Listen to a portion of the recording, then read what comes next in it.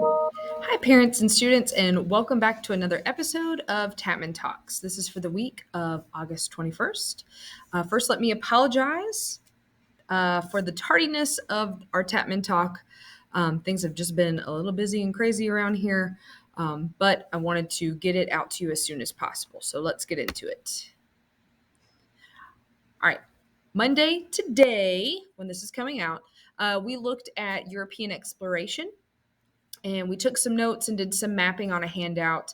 And then towards the end of class, they had a little American Indians quiz from the things that we talked about last week. On Tuesday, we're going to continue looking at Europeans, but specifically Spanish. The Spanish in Georgia, we're going to do some readings and a handout that correlates with that. On Wednesday, we're going to be looking at the Charter of 1732. That is one of the founding documents of colonial Georgia.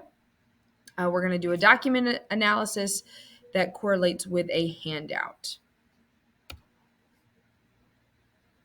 Then on Thursday, we're going to continue with the charter, but we're going to be working on the first laws.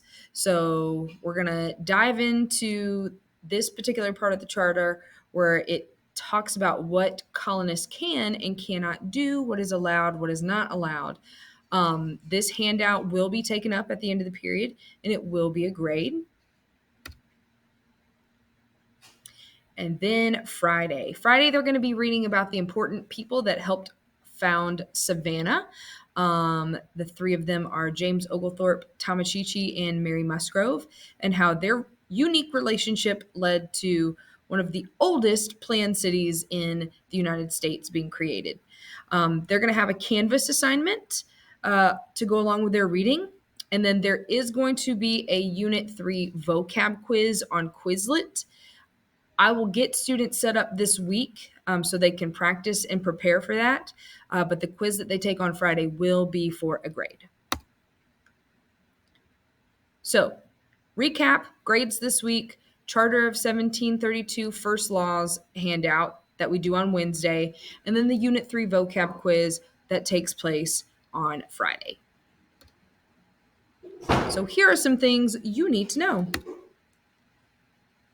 All right, important dates coming up. September 1st is our very first Independent Learning Day. Students will not report to school, but you will have an assignment in Canvas to do for attendance and for a grade. All right, so you have to do it to be counted as present, and you have to do it to get the grade.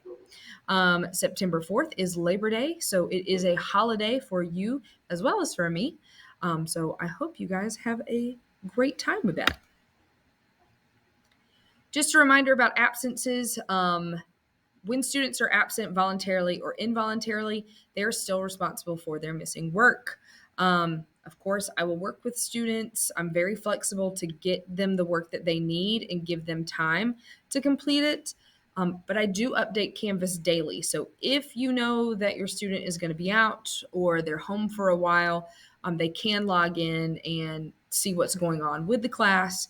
And maybe it's not an assignment that they can print out at home, but they can at least get the information and stay on top of that. So please take note. Grades are now officially being updated weekly. I do apologize for how long it has taken me to update the grade book.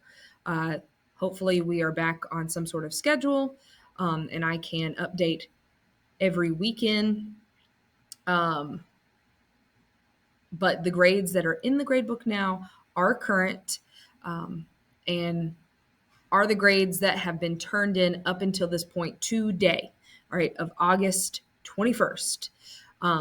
So if it says that it's missing, that means I don't have it. If you know for a fact that your student was absent and it's marked missing, I don't do that to be petty. I do that to flag to the student that they need to do it. And flag to me that I need to connect with that student to make sure that everything's going okay to get that taken care of. It is just a signal for me to make sure that we stay on top of these things. I take late work, no points off. So whether you were absent, whether you just got caught up with life and being busy, whether you just forgot about the assignment. Just turn it in. That's all I'm asking you to do. If you have any questions or concerns, feel free to contact me through Remind or email. And once again, thank you guys so much for being patient and giving me some grace. This school year has been insanely and unusually hectic for me. So please feel free to reach out if you have any questions or concerns. I'm happy to help. And with that, you have a great week.